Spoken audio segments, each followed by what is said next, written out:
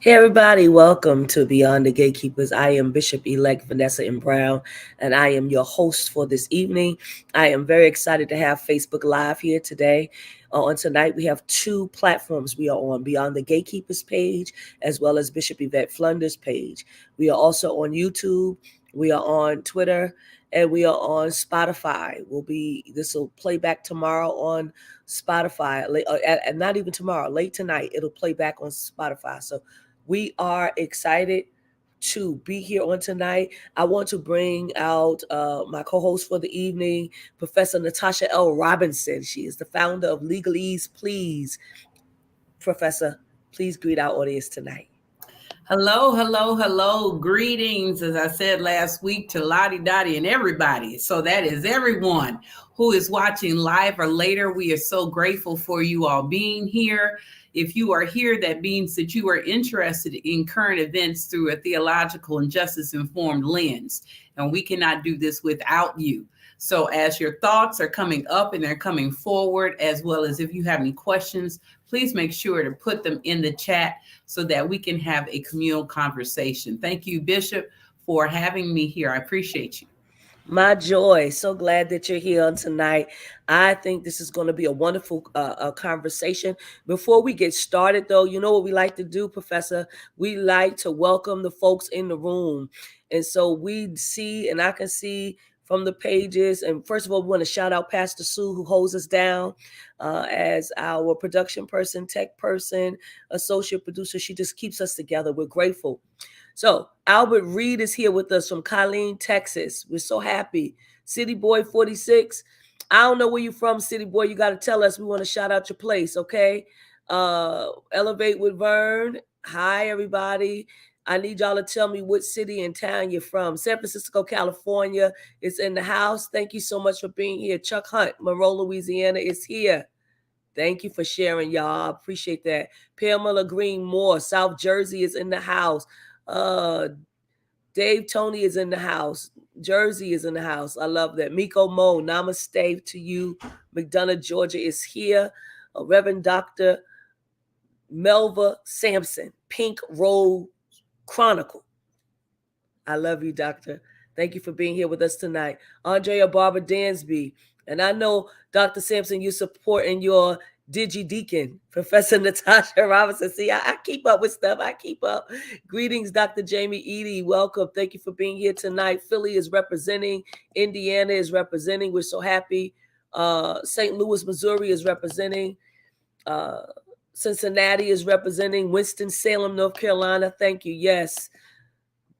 Reverend Eunice is on representing Long Island. Seafreak Benton, Temple Hills, Maryland. Welcome. I love it. Raleigh, North Carolina is representing. Thank you so much for being here with us tonight. We appreciate you from everywhere that's on. And of course, Baltimore.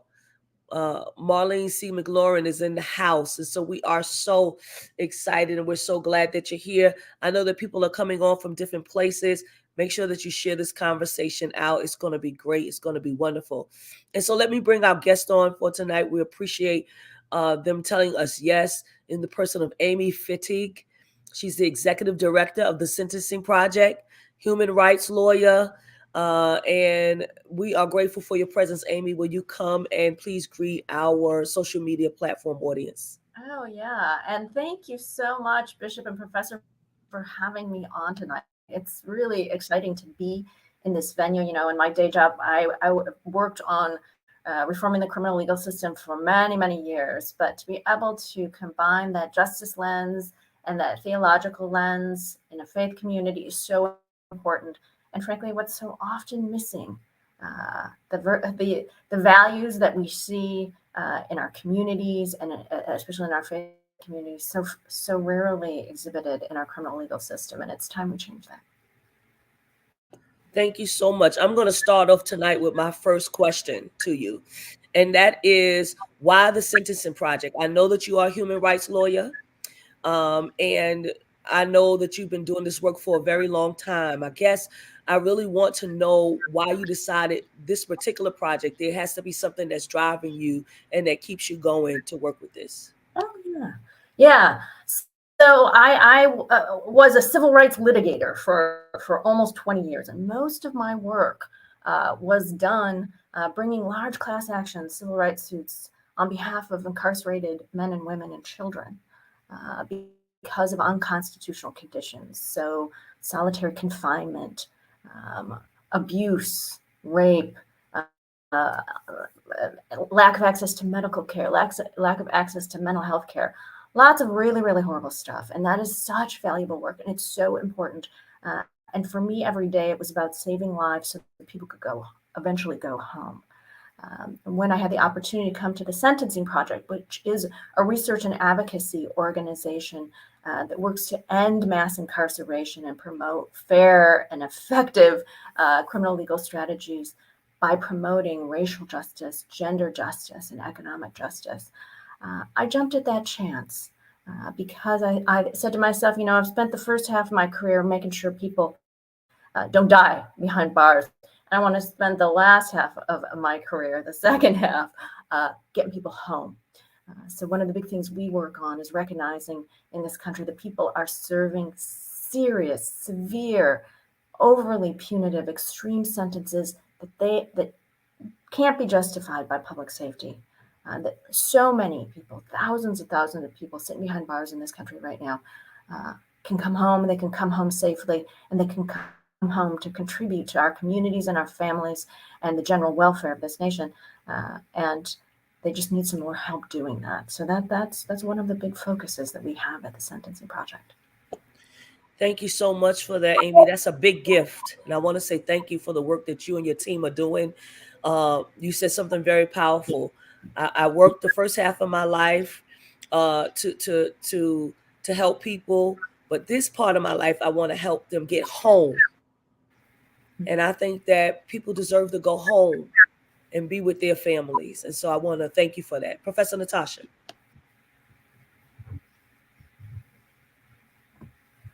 I apologize. I just hit a window and something went somewhere, but I'm back. So, Amy, I echo what Bishop-Elect Brown has said is that we appreciate your work, your support, your advocacy, and I would also argue your consistency over time, in that it seems that you have a heart for justice.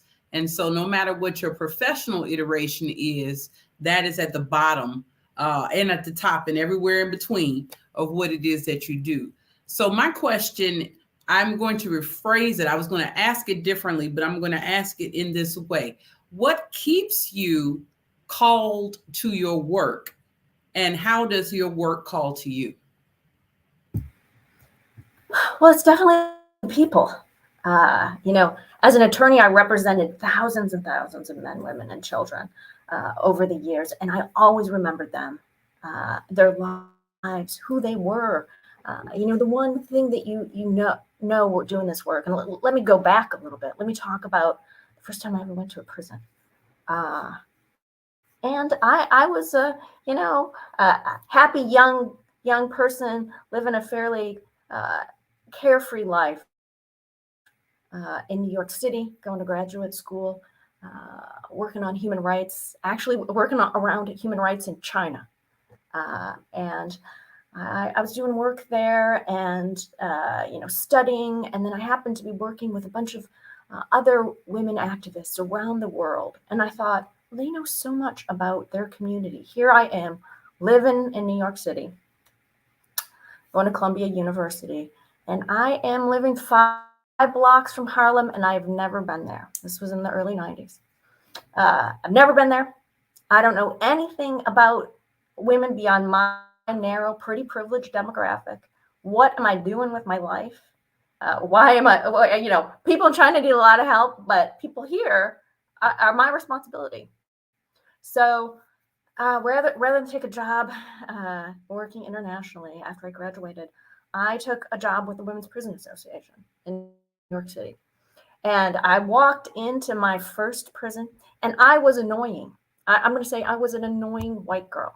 I thought, this will be such an interesting job. It'll be an intersection of race, gender, and socioeconomic rights in America. And then I walked into my first prison, and I spent a day with those women. And I was shocked And I'll say, when I left that prison, my first reaction was, thank God I get to leave. My second reaction was, but for the grace of God go I.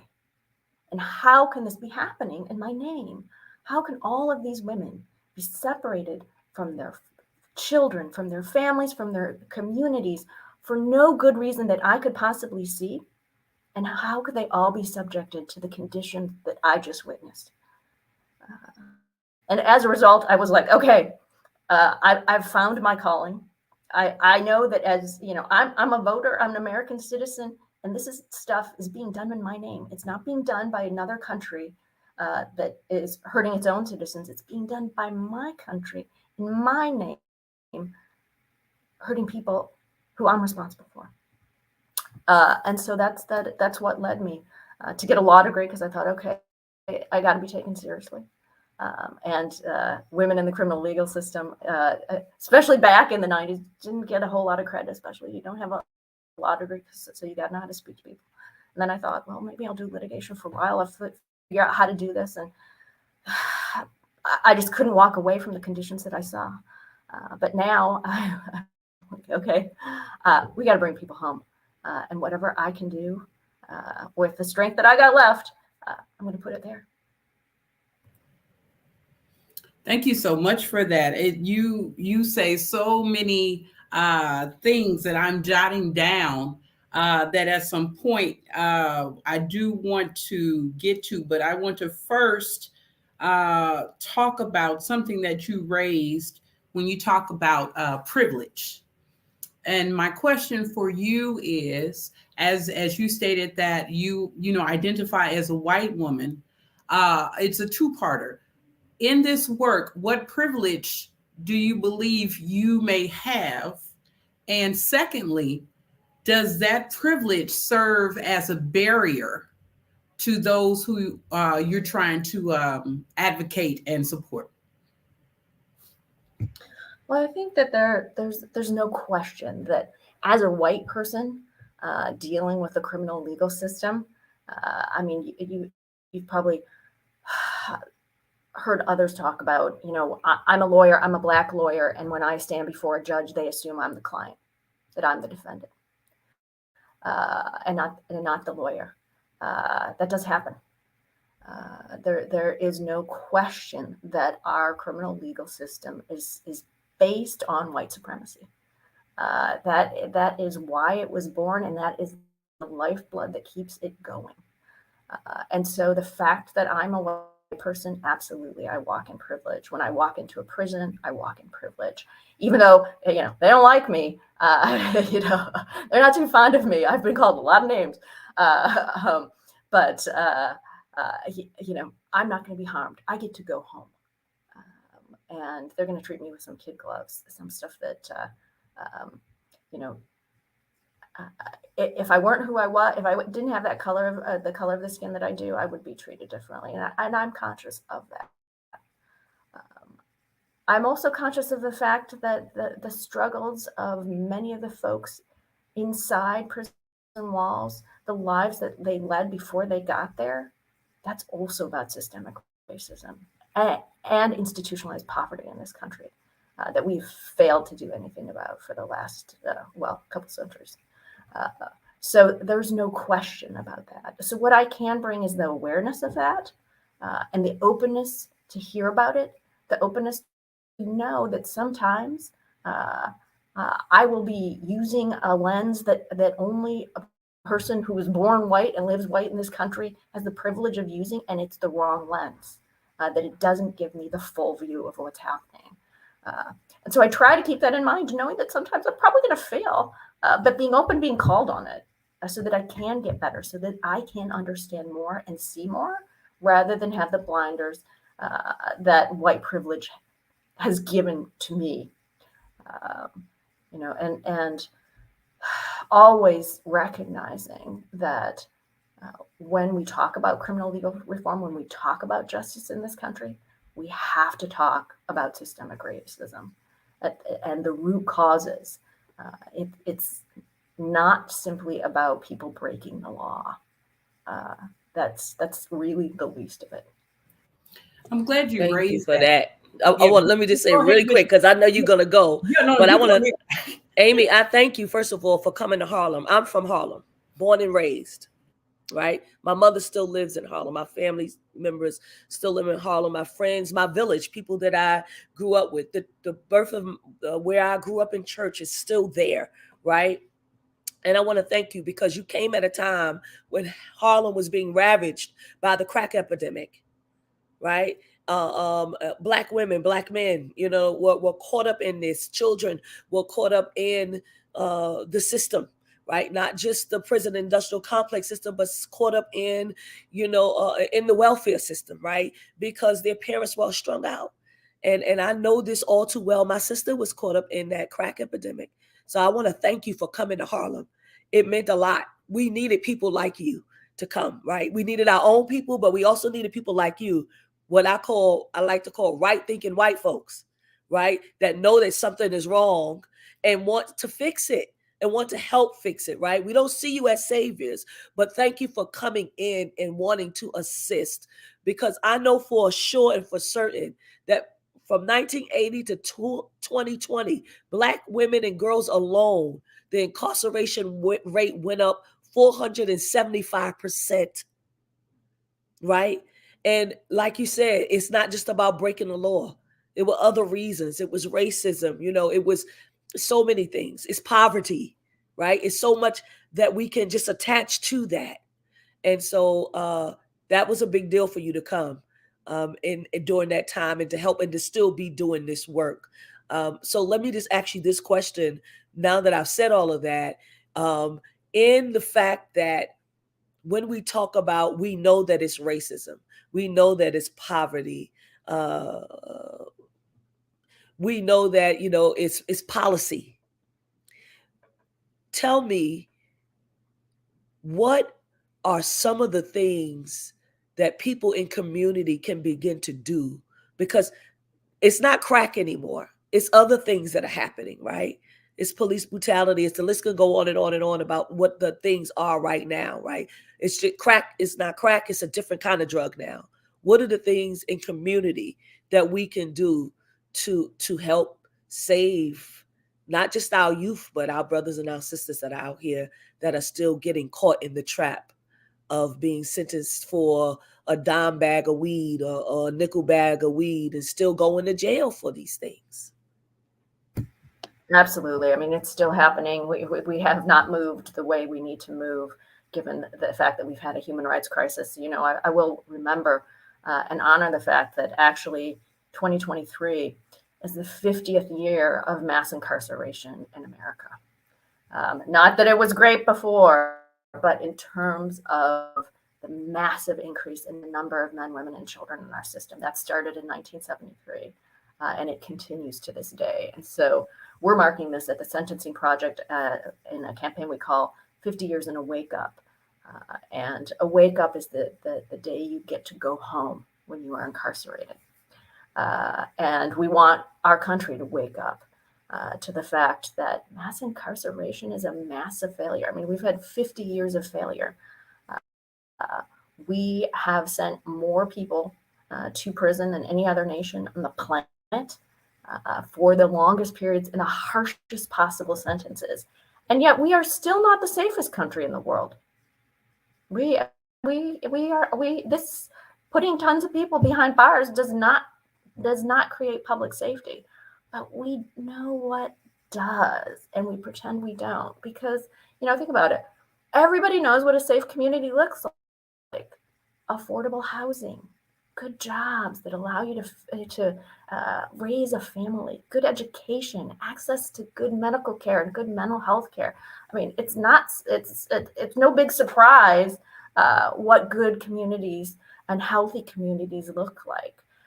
And so it is on us to demand more of our political leaders. And I will say, I know everyone is like, no one listens to us. We don't have the power, but we do. We do have the vote, and I have to encourage everybody: pay attention to what's happening. Pay attention to who the political leaders are, how you can vote. Encourage other people to vote.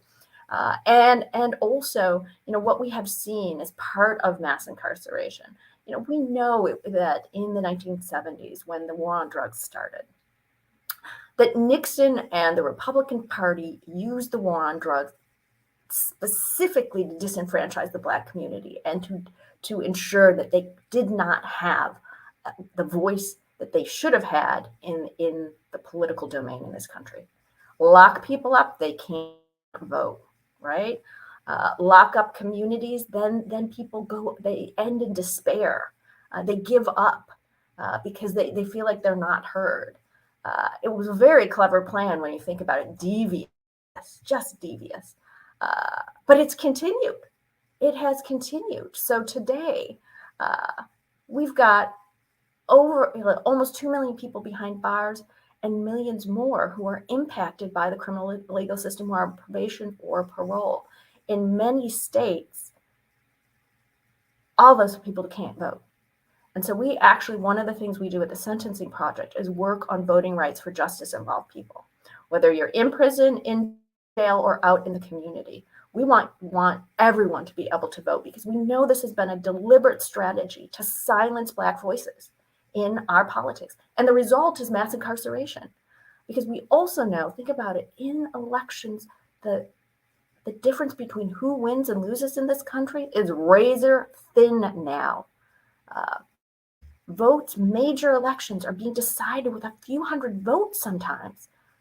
And those are Black votes.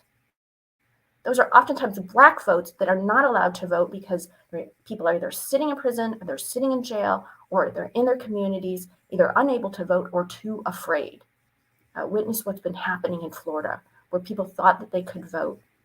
They were told by the government they could vote, and then they are strategically arrested, and it's all Black people who have been arrested. Very, very deliberate on the part of Governor DeSantis. So I will say, get behind campaigns, and there are increasing campaigns around the country. We've just won in Minnesota, probation and parole. In New Mexico, in the last week, this is going to the governor. We won probation and parole. We are working in New York, Connecticut, and Oregon and Illinois on in-prison voting. In the District of Columbia, we won it in 2020. That's where I'm from. We now have universal suffrage. And we elected our first neighborhood commissioner who was in the DC jail. Elected from the DC jail as a representative of the DC jail. This doesn't just have to be DC. There's also jail-based voting. There are thousands of people on election day who are sitting, oftentimes because they can't pay bail, in a jail, and they actually have the right to vote. They just don't have a polling place. And so we are working with local jails like Cook County in Chicago, Austin in Texas, to bring in polling places so that all those thousands of people can vote, because your voice makes a difference. And I will tell you, talking with folks who are voting sometimes for the first time from prison, my colleague now who is out, talking about, I was able to vote. I'd never been able to do that in my whole life. And suddenly I had a voice and a stake in my community. There is no reason why people should not be allowed to vote. You can serve your sentence, but that doesn't mean you're not a citizen of this country anymore. And frankly, when we have used so deliberately our prisons and jails in order to undermine the voting power, in particular of the Black community, we have got to reverse this, and we've got to do it now and as strongly as possible. I definitely appreciate you saying that, where you're talking about the intersecting the interlocking of oppressions, the different types. I was pausing because I was trying to remember the name, and if my pastor's on, she'll be able to tell me who came up with the term of interlocking systems of oppression. But how you, in your response, you talk about how the fact that there is a relationship between voting and mass incarceration, and voting or lack thereof, because of the barriers and the systemic and systematic racism that you discussed. I think that in my practice as a criminal defense attorney and more succinctly, a public defender, one of the things that I would share with people all the time is that, one, mass incarceration does not start at the time of a sentence or a plea. It starts when the police or the law enforcement first brings this person into their purview, whether it's through racial profiling, whether it's through community policing, all the different terms, all the different things. So that is where it starts. Secondly, a lot of mass incarceration, I will argue, also comes through the weaponizing of discretion, which is where the police officers, as you know, in your practice and also in your teaching, and Bishop, as you know, how a person gets to decide through their legal training, their law enforcement training, is this person, have they done something that first merits, reasonable suspicion, and does it rise to a level of probable cause? Now, probable cause looks and sounds differently for different people. And so I appreciate the fact that when you're talking about the sentencing project, you're focusing on both ends. You're focusing on what happens after a person has been sentenced, either because they've been found guilty or because they plead guilty. And then also at the beginning, a lot of people are disenfranchised because they are in custody just waiting for their case to be disposed of, to decide if there is going to be something. Is there going to be a hearing? Is there going to be evidence? Are going to be pre-trial motions? Is the attorney that I have now, is this going to be the same attorney that they have 3 years from now? If I have, a felony case, whether it's a murder, whether it's a drug case, those different things. Thank you in the chat. Yes, the Combahee River Collective. And I couldn't remember. Interlocking systems of oppression. So you have, the legal system. Then you have the economic system. Then you have the voting system. Can you talk to us about? Let's talk about for the everyday activists. You said earlier, what we share in common is that, of course, we are both law school graduates. And so there is a level of privilege with that. There is also a certain comprehension of legal language. Can you talk to us about how the sentencing project can help lead the way in terms of resources and making sure that those who may not have a law degree, who may not have a platform like in the way we do, how are they able to recognize the access points in which they can advocate for others? Yeah, that's really critical. And, I do want to say that one of the things that has given me hope in the last 10 years and the change that I have seen from when I started in the 90s until now is that organizing at the grassroots level and at the community level has blossomed.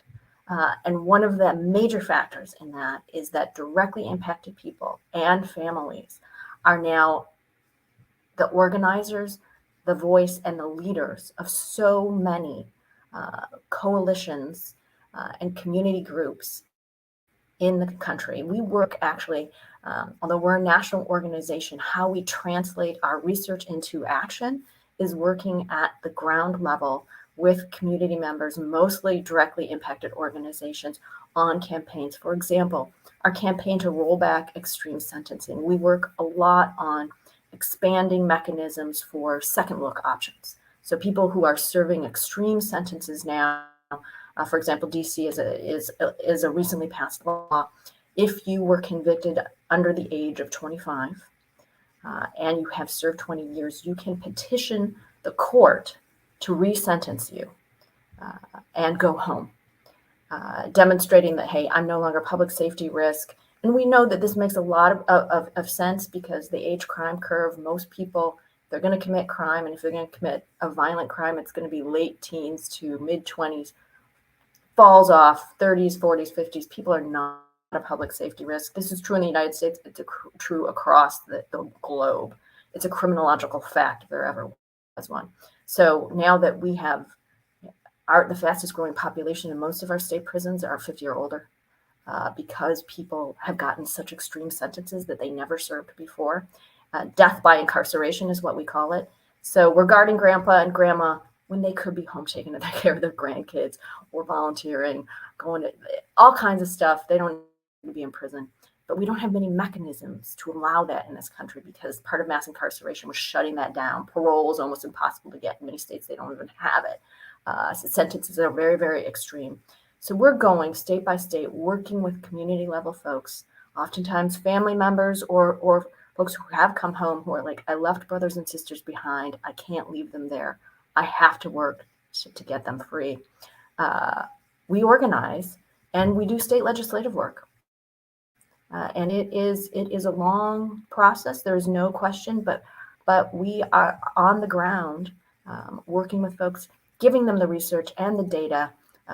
We just actually started what we call the Second Look Network, which is a national network of attorneys who are working on all kinds of second look mechanisms, whether it's particular law, compassionate release, clemency, anything that's available at the state level, connecting them together so that they're learning from each other, creating a legal infrastructure so that when we get laws passed, we can actually get people represented and bring them home, but also so that we're connecting the legal community with the grassroots community so they're working together to expand opportunities for people to come home. We work as a bridging organization because we know that, it's great to have a strong legal community and it's great to have a strong grassroots community. We need both.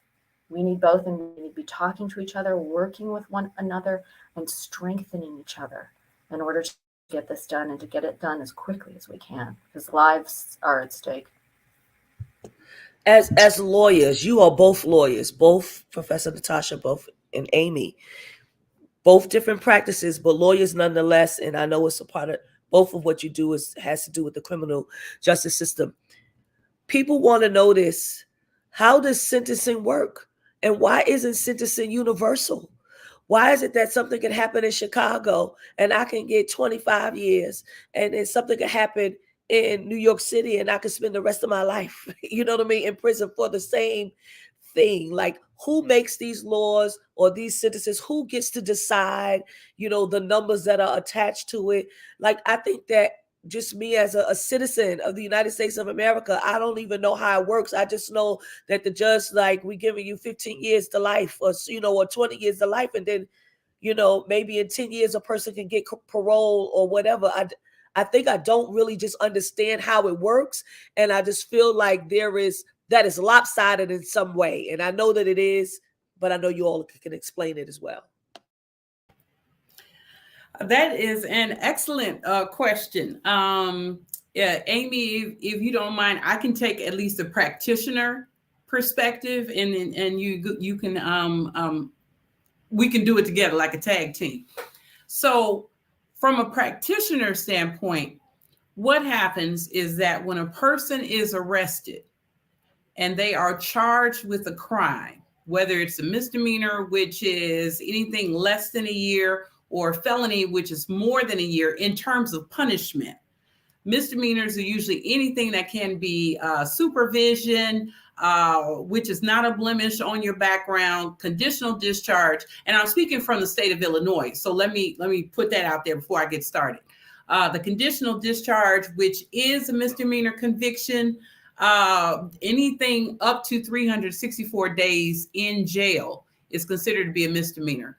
Anything that is 365 days or more in prison is considered to be a felony charge punishment, including life in prison, or in some states, you are sentenced to death.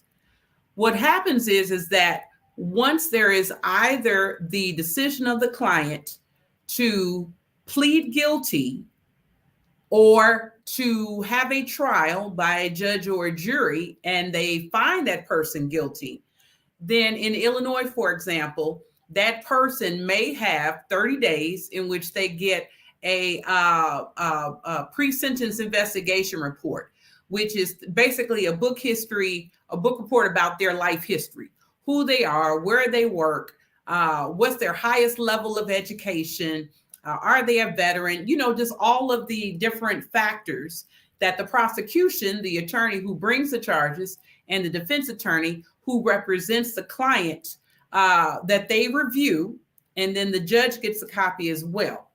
That report, which is most often, at least in Illinois, used for felonies, that report is then made part of the record, meaning it is in the court file for the person who is the accused. And then at that point, depending on the severity of the criminal charge, there can be a sentencing hearing, or you can go right to sentencing, which is where the judge says, okay, I heard the trial, I read the report. Prosecution, what are your factors of aggravation? Which are, what are the statutory factors, statutory meaning the law, what are the legal reasons and the factual reasons why this person should receive the most egregious type of sentence? And the prosecution will go to the highest rank, or they will say, well, based upon this mitigating factors, which are why their punishment should not be so severe, the prosecution talks about that. The prosecution can also call to the witness stand anyone who is considered to be a victim or a complainant. And then what they do is they will say, this person, talking about the defendant, has harmed me or injured me in this way. And as a result, this is what I want the court to know. And then the defense can offer their case from any family members about why this person is the head of household, why this person has no background, why this person, if this person is taken away from the community or from the home, the impact that would have on elders or children or what have you. And sometimes the defendant himself or herself, they can testify what's called allocution, which is that they can state, these are the reasons why I either did what I have been found guilty of, or they can maintain their innocence, or they can say nothing. And then at that point, the judge will say, based upon all of these factors and based upon what the law gives the judge the ability to take into consideration when they come forward, they then render a sentence, which, as I said, can be less than 364 days in jail if it's a misdemeanor on the state level, and more than 365 days in prison. What makes, at least on the state level, so challenging is because of the fact of, as you said, Bishop, you can have two ideal fact patterns, the two same victims or two similarly situated victims, and it will be exactly different. And that is where what Amy was talking about and what we were talking about, the interlocking systems of oppression, that's where that comes in. Because what you may do in Naperville, which is an affluent white suburb of Chicago, is completely different than what would happen on the west side or the south side of Chicago. And so what you have is people who are coming in and they are bringing in all of their biases, but when they weaponize their biases and then they make it part of the system, then what happens is the system is not broken, it's doing exactly what it's supposed to be doing, which is disenfranchising those who are poor and those who are brown and black skinned. So when it comes to sentencing, the reason why it is so disproportionate is the focus on different statutory factors and the fact that there are systemic barriers and boundaries and pillars that make one case different from another one. And I'll shut up. You can tell that you are an amazing professor, Natasha. Y'all just got a master class. Okay. A master class, people. Y'all need to go share this because y'all gonna want to hear this information again. Absolutely. That was the most succinct, most detailed summary of the criminal justice system I've ever heard of. I'm deeply impressed. Yeah, it is. And it is confusing. And the thing to remember is that every state also has its own criminal law.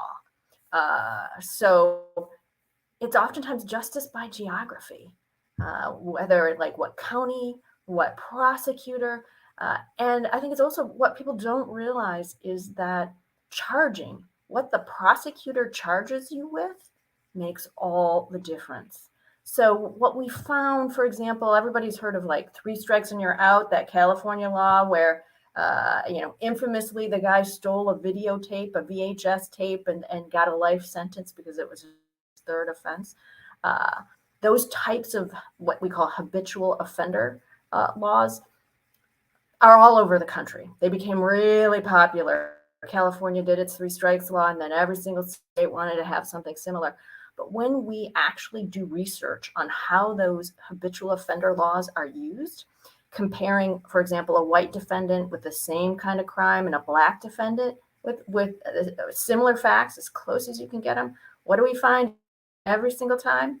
The black defendant gets the habitual offender charge and the white defendant doesn't. So that is those laws are one of the big drivers of racial disparities in our system. As are mandatory minimums. People may have heard of that.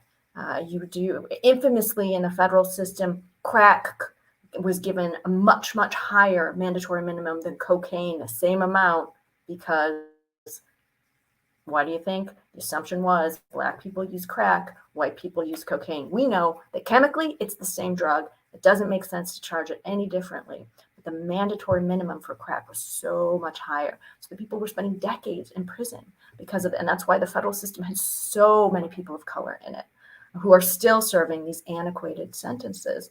The mandatories were used on black people and they were not used on white people. So the prosecutor has an unbelievable amount of power because what you get in the charging is oftentimes forcing somebody to plea or piling on so many charges that the amount of time that you're going to do is so far disproportionate. And that's where we see a lot of the racial disparities come in that cannot be accounted for by anything other than bias.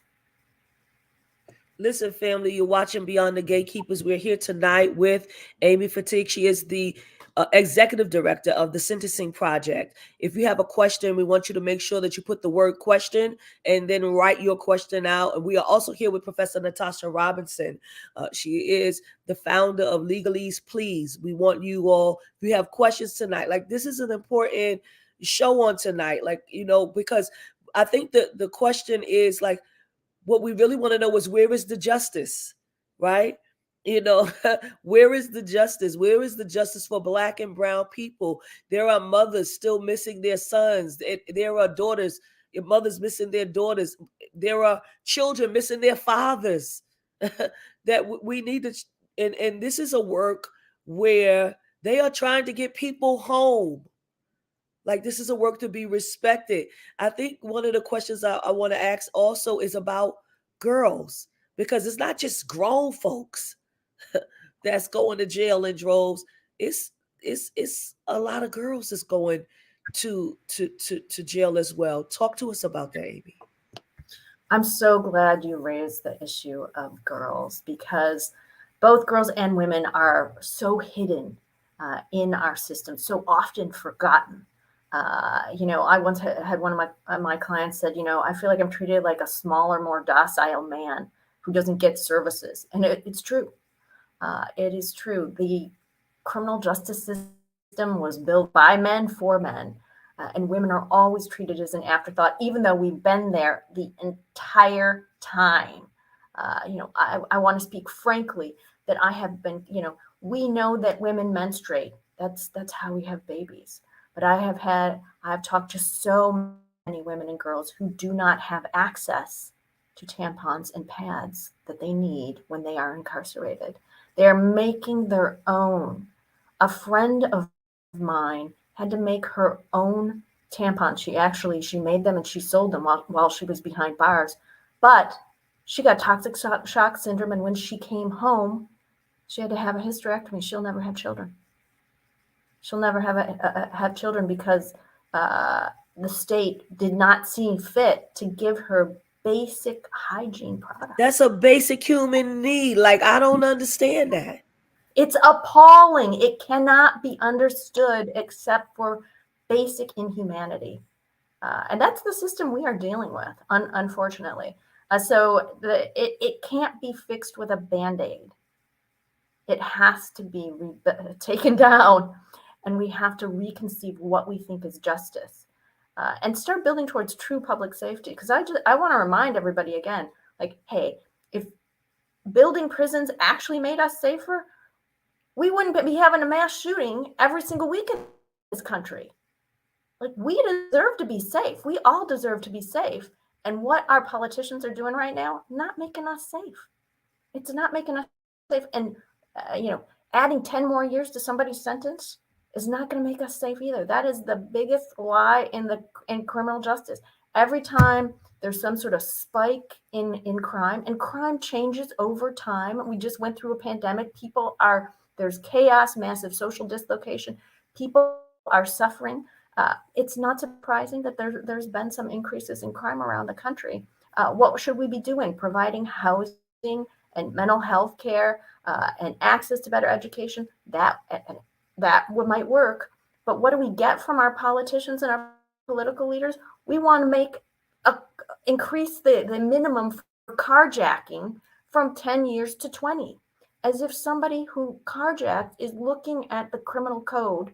Most of you probably don't. Like, where do you find the criminal code? What does it even say? No one knows.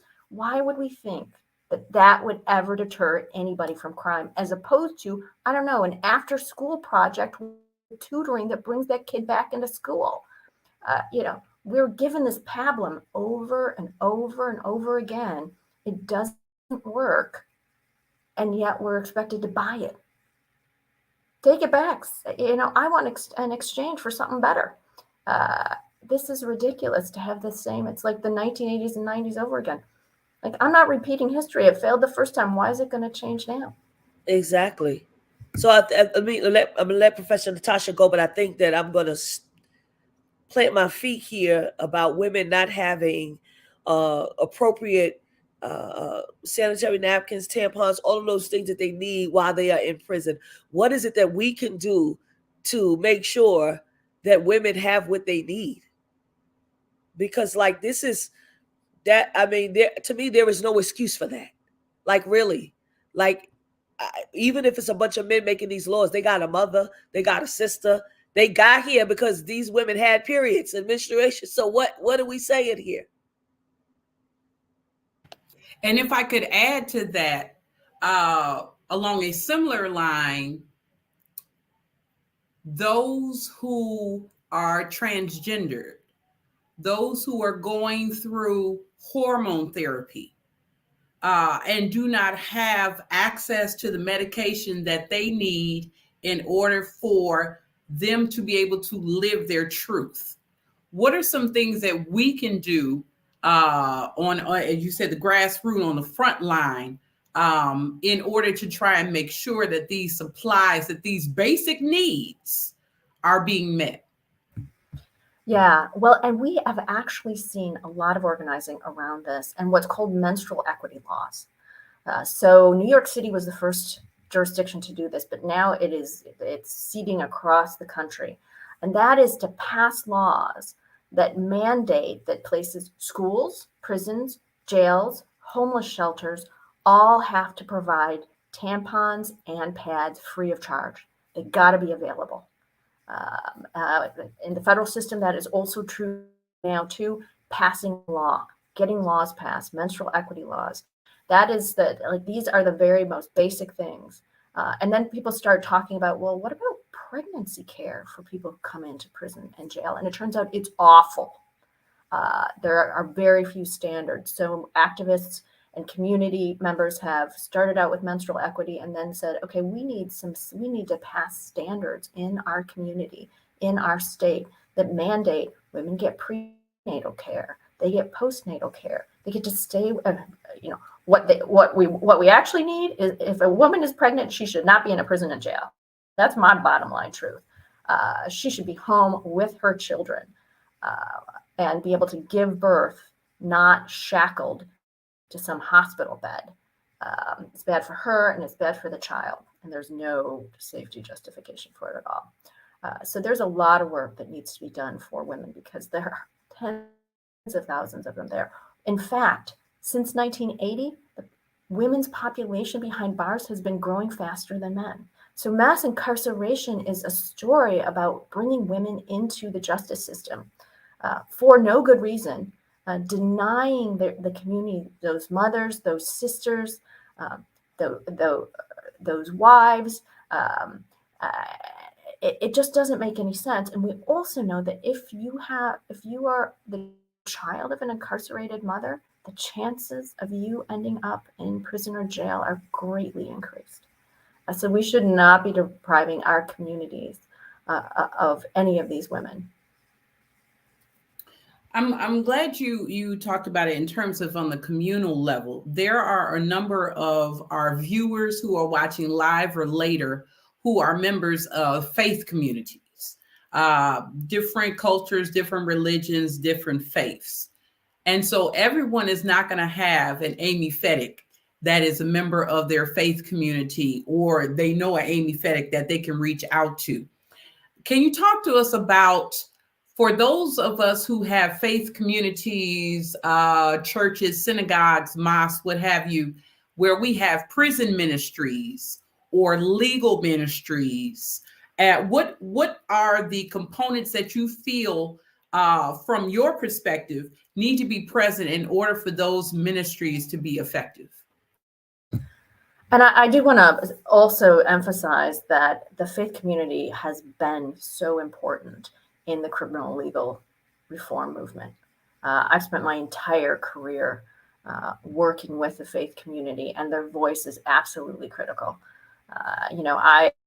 I've been the ACLU attorney, so I've got to talk about civil rights and the Constitution. And now I do research. I'll talk about criminology and what that means. When the push comes to shove, the bottom line here is that our system is amoral and immoral and contrary to the values of every single faith community that exists on this planet, essentially. And the faith community and faith community members are the best people to point that out.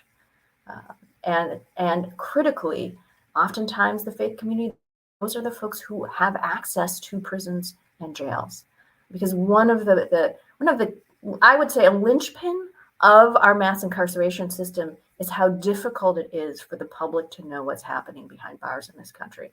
You can't just walk into a prison or jail. I've needed a court order to get in. And that's somebody who's coming with a lot of legal firepower and a lot of privilege. And it's still. And if we do know about the inner workings of a prison, it's because it's been glamorized by the entertainment industry. Absolutely. Those programs are horrific. And so we aren't seeing the truth of what's happening behind bars. It is hidden from our view. Reporters can't get in. These systems make it incredibly difficult to get information in or out of these institutions. But the faith community oftentimes has unique access. So I always say, like, the very presence, the fact that you are there, that you are going in, you are watching what's happening, you can report what's happening, but also folks inside, they know your eyes are on them. They know that you're paying attention, and they know that you are coming with the lens of someone who cares. And hopefully that is a little bit of a wake-up call for them, because I think what also happens in these institutions is that they're bad for everybody. They dehumanize the people who live there, and they dehumanize the people who work there. It becomes this circular, horrible experience where everybody is subject to this dehumanizing system, and the results are bad for all parties. People who work in corrections, their average lifespan is 59 years. They have worse PTSD than your average veteran, and incredibly high rates of drug and alcohol abuse. We have built a system that punishes everybody, and it could only stand, quite frankly, if we dehumanized everybody. I've talked to many folks who have worked in these institutions, and they say, I came in, I thought I was going to help people, and that's not what this job is. And I once heard someone describe it as, my job, nothing good ever happens, and then something bad happens. And you can imagine that if someone is doing this day in, day out, the way they survive is to become numb, and then to become indoctrinated. So it's that us versus them, and that creates a situation where great inhumanity can exist. So having the faith community there, having them present, is incredibly important, because they're going to be like spreading that sense of ministry and values, like bringing those values back into that institution, so people can reframe what they're doing in terms of, we are all human beings. We are all human beings. And bringing it out, and reminding people to bear witness is incredibly powerful.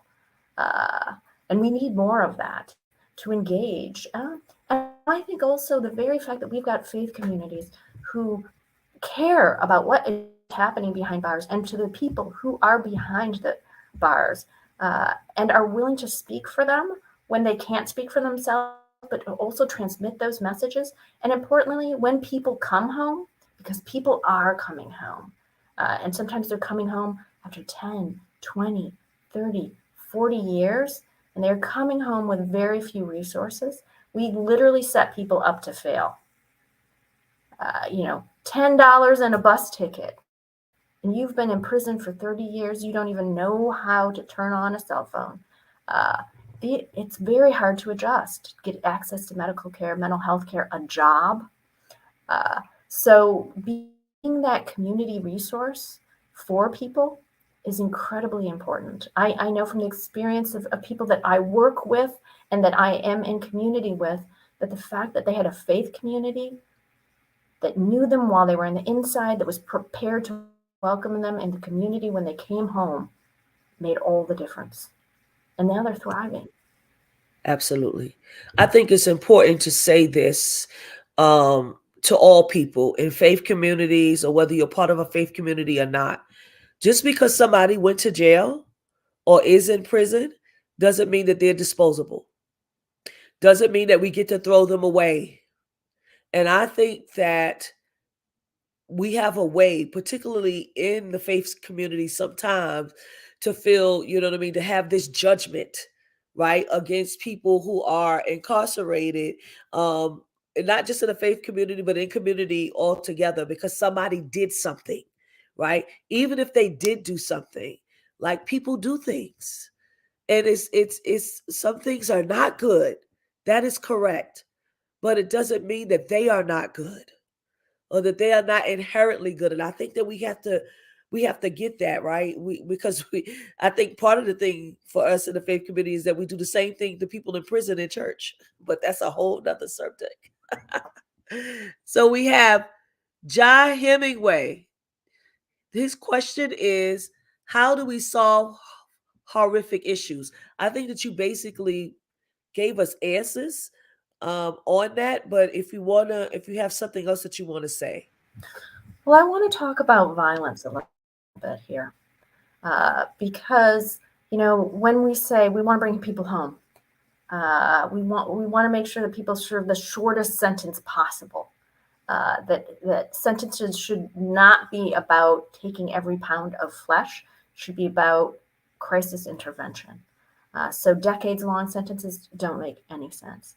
But we often hear back from folks who are like, well, what about the person who did this horrible thing, committed a murder or a rape? And those are serious offenses. I would never downplay the pain that is inflicted, and the fact that losing a loved one to a violent crime is a horrific experience. I know this personally. But when we look at the cycle of violence and people who commit violence, what we see almost across the board is people who were victims of violence first, who did not get treatment, who did not get support, who were left in their pain with no recourse, and that metastasized, and it became something that allowed them to commit violence, that almost led them down that path. Not everyone who is a victim of violent crime obviously commits a violent crime, but those who do are almost always previously victims, suffering from trauma. And so we have to ask ourselves, why didn't they get support? If we say that our justice system is about supporting victims, why are so many of them not getting what they need? And what we find, I want to point to a friend of mine whose son was murdered during a robbery. No one contacted her. The police didn't contact her. She learned because a friend of hers saw it on television. And when she went down to find her son, the police specifically told her, you're not really a victim, and you're not going to get any access to victim services because your son was killed during the commission of a crime, essentially implying that he got what he deserved, so that she and his children had no access to any of the victim services that they needed. Those boys were victims of a violent crime, but because of the circumstances in which their father died, our systems cut them out. That is not support. That is not love, and that is not caring about public safety and ending violence. And her story is not that unusual by any means, because frankly, quite often, access to victim services is driven by the community you come from and the color of your skin, and that's not justice, and that's not caring about ending violence or promoting public safety. That's just racist. So I do think that we have to be talking about this more, exposing it more, and recognizing that the love and grace and mercy and opportunities for redemption must exist in our system, because we have done so many wrong things. There are so many people sitting in our prisons right now for decades who don't need to be there, who should never have been there in the first place. And so we have made a mistake, and we have got to go back and correct for it. Thank you for that. And we have a question from someone in our audience, and they're asking to Amy, presently, what has been your greatest challenge in the work that you are currently doing?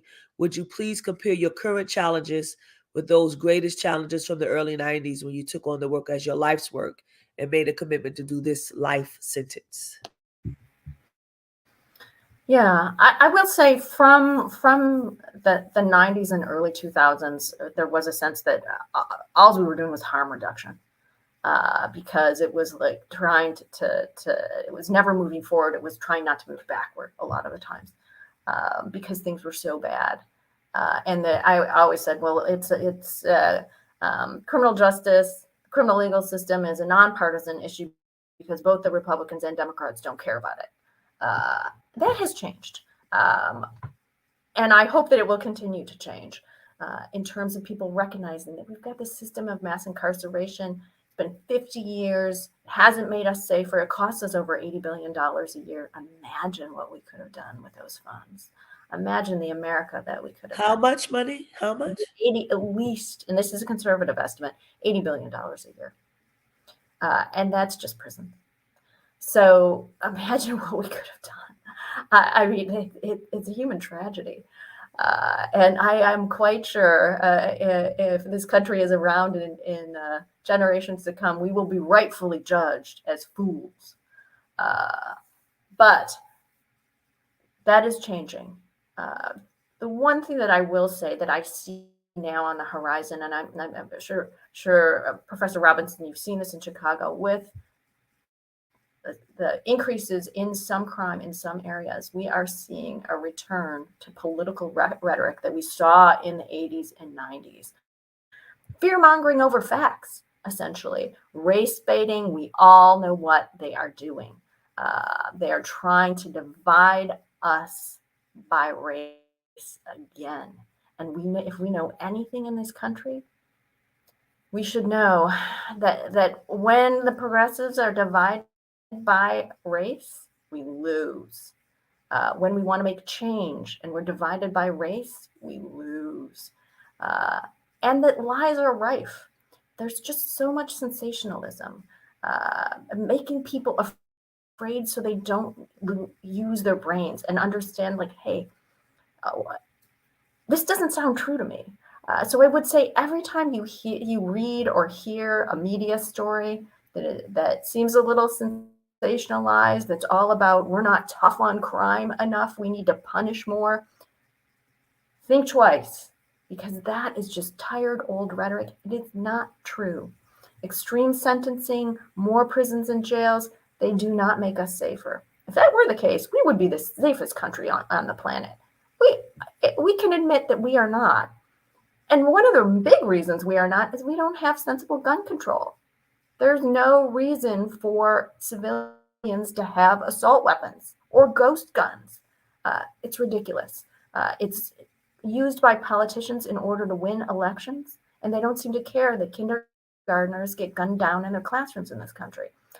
That's ridiculous. We don't need to tolerate that. What we need is sensible gun control. We don't need harsher sentences. We don't need more police on our streets. We need more playgrounds. We need better housing. We need better jobs.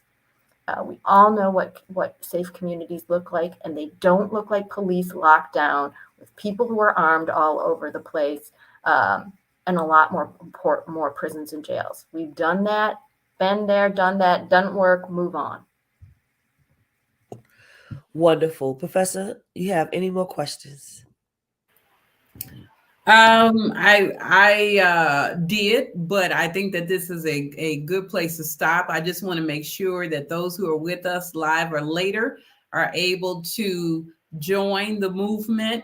If you go to the website www.sentencingproject1word.org, you will be able to find some of the really all of the data that Amy has referred to this evening.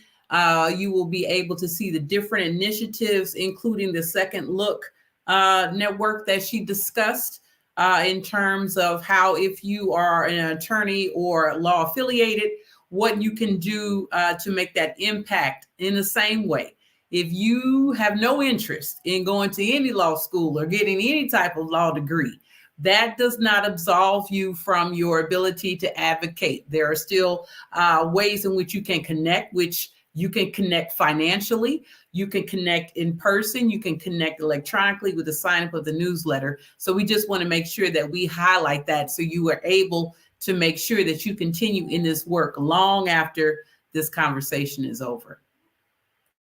Thank you so much for that. And while you are talking, Professor Natasha, tell them about what you can offer with Legaleaze Please. I think that's very important.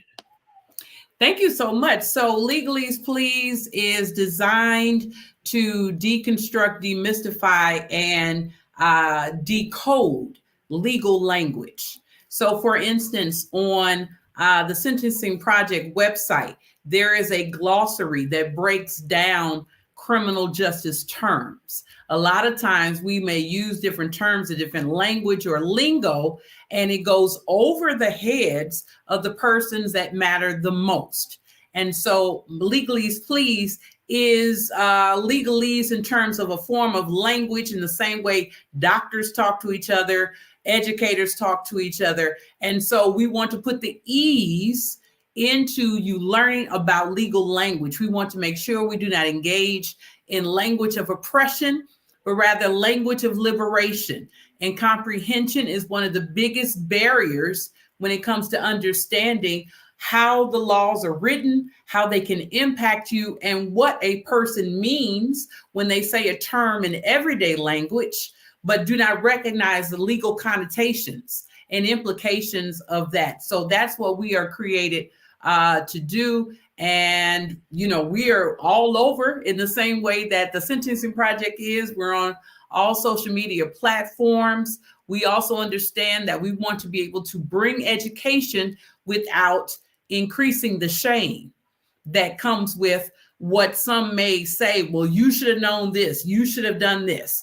You're not going to be able to learn in an environment of shame. So we try to make sure that we provide not just reputable knowledge, but reputable access so that you are able to learn about the laws of the land. So this is great. So, like, you know, I think that God has God's way of making things happen.